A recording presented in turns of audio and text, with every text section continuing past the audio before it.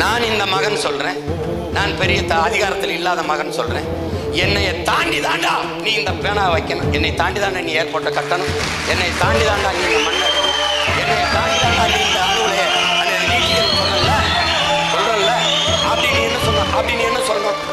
BJP வராது, வர விட மாட்டேன். அதற்காக நாங்க இவ்வளவு பெரிய இயக்கம் இருக்கோம், இவ்வளவு பெரிய அதிகாரம், 40 உறுப்பினர்கள் வச்சிருக்கோம்.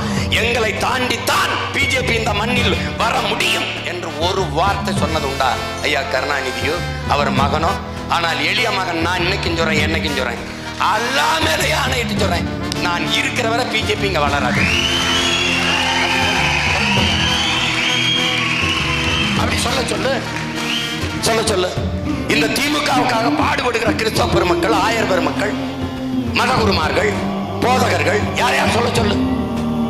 திமுக இருக்கிற வரை பிஜேபி வராது. நீ